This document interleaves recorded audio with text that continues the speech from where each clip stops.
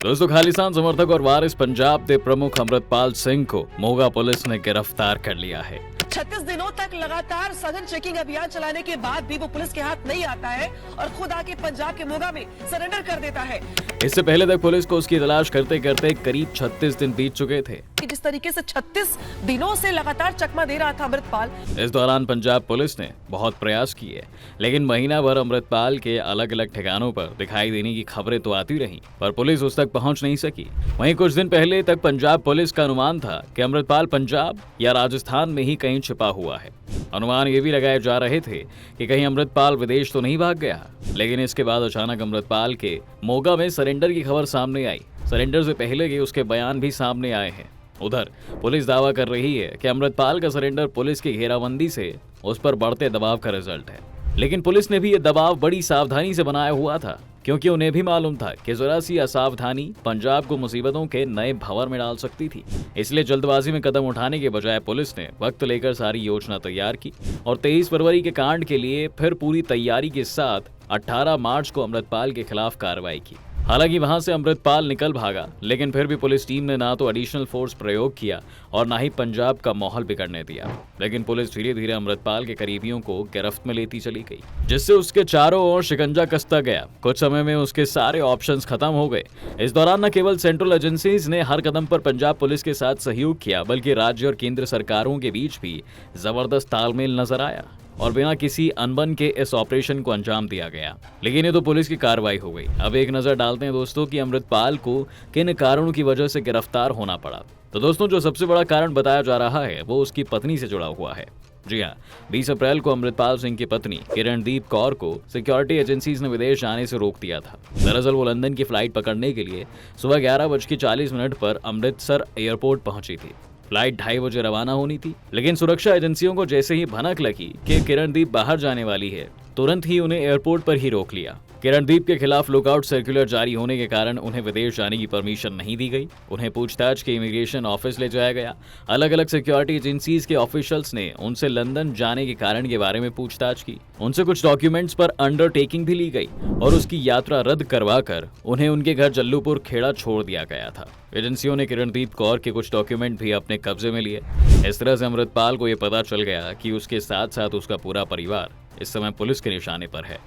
इसके अलावा दूसरा कारण उसका सबसे करीबी साथी का पकड़ा जाना है। दरअसल 18 मार्च से अमृतपाल सिंह के साथ उसका साया बनकर फरार चल रहे पपलप्रीत सिंह को पुलिस ने गिरफ्तार कर लिया था, जिससे अमृतपाल सिंह अकेला पड़ गया था। अमृतपाल सिंह के भागने और उसके हर कदम पर रहने और खाने पीने का जुगाड़ यही करता था। इसके अलावा भी उसने कई मामलों में अमृतपाल को सलाह दी थी।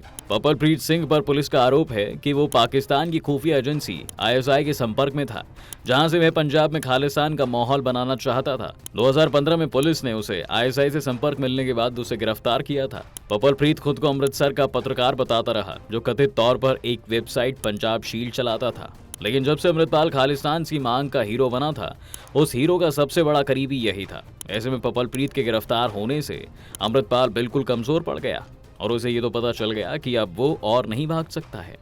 यही कारण है दोस्तों कि उसे पुलिस के पास आना ही पड़ा। इसके अलावा अमृतपाल को कहीं ना कहीं ये भी लग गया था कि उसको जो समर्थन लोगों की तरफ से चाहिए था, वो सिख कम्युनिटी के लोग इसे नहीं दे रहे थे, क्योंकि इसका सरबत खालसा बुलाने का सबसे बड़ा प्लान भी फ्लॉप रहा। दरअसल दोस्तों, बात यह है कि अमृतपाल सिंह ने बठिंडा में सरेंडर की अटकलों के बीच अपनी फरारी के 12वें दिन सोशल मीडिया पर वीडियो जारी कर सरकार एवं पुलिस को चुनौती दी थी।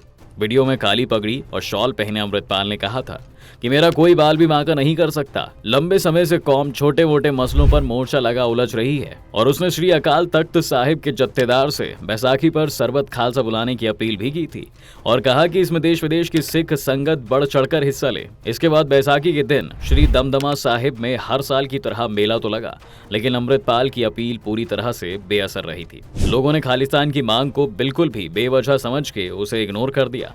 ऐसे में अमृतपाल की बड़ी बड़ी बातें दुनिया के सामने बेअसर हो गई थी और वो एक तरह से आम सिख समाज का समर्थन नहीं जुटा पाया, जिसने उसके खिलाफ मुश्किलें खड़ी कर दी थी। इसके अलावा अमृतपाल के गांव जल्लूपुर खेड़ा में उसकी फरारी के बाद से ही पुलिस की चहलकदमी बढ़ गई थी। पुलिस सादे कपड़े में अमृतपाल के परिवार और उसके करीबियों पर पैनी नजर रखी हुई थी। माना जा रहा है दोस्तों कि इन सब को लेकर भी अमृतपाल में छटपटाहट थी। मुमकिन है कि इसी के दबाव में आकर उसने चारों तरफ से खुद को घिरता देखकर यह कदम उठाया है। ऐसे में कुछ लोग ये भी मान सकते हैं कि अमृतपाल के पास तो लेकिन पॉलिटिक्स का भी सपोर्ट रहा होगा। तो दोस्तों आपको बता दें कि अमृतपाल के सरेंडर करने को लेकर एक दावा यह भी किया जा रहा है कि अमृतपाल सिंह का सिख संगठनों और अकाल तख्त ने समर्थन करने और उसकी मदद करने से इनकार कर दिया था। अकाल तख्त ने बाकायदा अमृतपाल सिंह को सरेंडर करने के लिए कहा था। इसके बाद अमृतपाल को पता चल गया था कि उसके सामने सरेंडर के अलावा कोई दूसरा ऑप्शन नहीं था। वह विदेश भाग नहीं सकता था क्योंकि हर जगह उसको लेकर खोजबीन चल रही थी और फाइनली वो भिंडरावाला के एक गांव पहुंचा और वहां से गुरुद्वारे में चला गया था, जहां उसने पुलिस वालों को बताया कि वो 7 बजे गिरफ्तारी देगा। पुलिस ने भी सावधानी बरतते हुए गुरुद्वारे की मर्यादा का पूरा ख्याल रखा और अंदर नहीं गई। जिसके बाद अमृतपाल ने लोगों से बात की और फिर उसने तय समय पर खुद को पुलिस के हवाले सरेंडर कर दिया। गिरफ्तारी के बाद अमृतपाल को पंजाब पुलिस ने असम के डिब्रूगढ़ जेल भेज दिया है। अब सवाल ये भी उठ रहा है कि आखिर पंजाब की जगह उसे असम की जेल में क्यों भेजा गया? तो इसका जवाब है सिक्योरिटी रीजंस। जी हाँ, दरअसल अमृतपाल को सुरक्षा के नजरिए से असम के डिब्रूगढ़ जेल में ले जाया गया क्योंकि पंजाब में रहने पर अमृतपाल के सपोर्ट में आंदोलन हो सकते हैं। राज्य में कानून व्यवस्था का खतरा पैदा हो सकता है। दोस्तों अमृतपाल को असम इसलिए ले जाया गया ताकि पंजाब में इसे लेकर ना तो माहौल बने और ना ही इसकी वजह से बिगड़े। पंजाब में रहने पर इसको छुड़ाने का भी प्रयास हो सकता है और लोग आक्रामक होकर जेल की घेराबंदी कर सकते थे। अब आपके मन में ये सवाल उठ सकता है कि गुजरात, महाराष्ट्र और उत्तर प्रदेश में भी अमृतपाल को ले जाया जा सकता था। देखा जाए तो अमृतपाल सिंह और उसके साथियों को डिब्रूगढ़ जेल ले जाने के पीछे पॉलिटिकल से ज्यादा एडमिनिस्ट्रेटिव रीजंस अहम है। असम में खालिस्तान समर्थन का कोई आधार नहीं है, लिहाजा वहां जेल ब्रेक होने की आशंका बहुत कम है। गुजरात, महाराष्ट्र और उत्तर प्रदेश जैसे राज्यों में सिख समुदाय के लोग काफी संख्या में रहते हैं और ये सभी राज्य असम के मुकाबले पंजाब के नजदीक भी हैं। समर्थकों के लिए पंजाब से इन राज्यों में पहुंचना आसान है, लेकिन इतनी दूर असम जाकर कुछ करना बहुत मुश्किल है। साथ ही पंजाब की जेल में लोकल कनेक्शन बन सकते हैं, असम में रहने पर यह भी नहीं हो सकेगा। इन्हीं सब बातों को ध्यान में रखकर अमृतपाल और उसके साथियों को असम की जेल में बंद किया गया है। लेकिन अब सवाल ये उठता है कि आगे क्या होगा? तो दोस्तों सबसे पहले तो आपको बता दें कि अमृतपाल को एनएसए के तहत गिरफ्तार किया गया है, यानी कि national security act. Amritpal Singh पर एनएसए लगने के साथ ही अपहरण और हत्या के प्रयास जैसे दर्जनों और भी केस दर्ज हैं। ऐसे में अमृतपाल बाकी मुकदमों में जमानत की अपील करेगा और मुकदमे लड़ेगा, लेकिन एनएसए के तहत गिरफ्तारी आईपीसी या सीआरपीसी कानून के तहत नहीं होती है। ऐसे में इसमें जमानत का भी प्रावधान नहीं होता है, यानी क्रिमिनल कोर्ट के सामने जमानत की अर्जी देने के बारे में कोई नियम नहीं है। यानी कि अब अमृतपाल के पास हाई कोर्ट और सुप्रीम कोर्ट जाने के अलावा कोई ऑप्शन नहीं है। लेकिन इसी बीच ये भी बात की जा रही है कि अमृतपाल की फरारी और उसके ऊपर लगे आरोपों के कारण उसे 3 महीने से 1 साल तक जेल में बिना किसी सुनवाई के बंद रखा जा सकता है। तो दोस्तों किसी इंसान पर एनएसए तब लगाया जाता है जब उसे लेकर पुलिस और कानून कंफर्म होती है कि वो देश की सुरक्षा के लिए खतरा पैदा कर सकता है। ऐसी सिचुएशन में जमानत मिलना नामुमकिन होता है। आपकी अमृतपाल को लेकर क्या राय है, हमें कमेंट सेक्शन में जरूर बताएं। साथ ही इस वीडियो को लाइक और शेयर करना ना भूलें और हमारे चैनल को सब्सक्राइब भी जरूर कर लें।